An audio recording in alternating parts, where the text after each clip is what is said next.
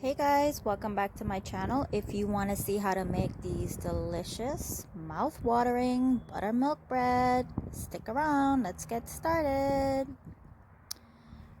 I'm gonna put my water cooler here to get hot, and now this is my buttermilk. I'm adding 1 cup of buttermilk into my measuring cup, and I'm gonna heat this up for like 30 seconds or so in the microwave.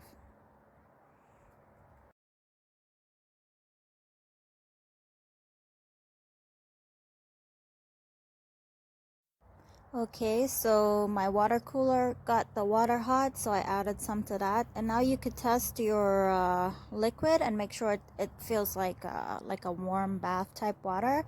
And now I'm gonna add 1.5 tablespoons of yeast. And I'm gonna let that sit. I'm gonna cover it and I'm gonna let it sit until it sort of melts and turns. So it looks like it's all ready. I'm gonna mix that in a little bit.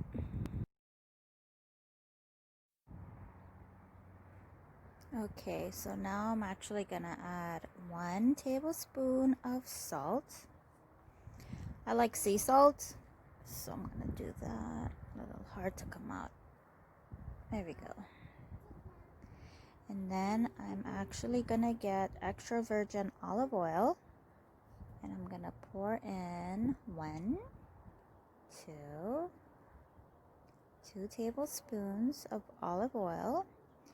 And now I'm gonna actually take my clean hands and I'm going to mix that around until I feel like the salt is all melted in there.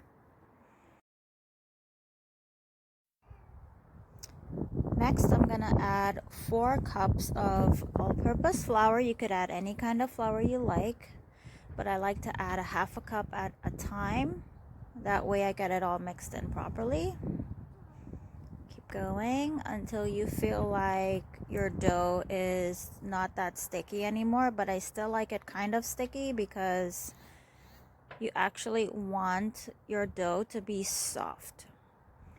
So now I'm just gonna roll it up and I'm gonna pour about 1 tablespoon of olive oil again, and I'm just gonna go ahead and wash my hands and let this sit for like an hour.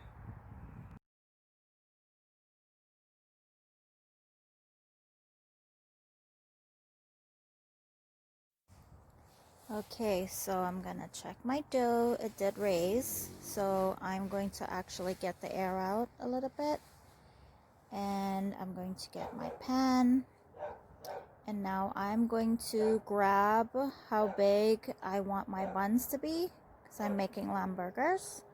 So I'm just gonna grab the size that I think my burgers are gonna be. So I'm gonna roll that out.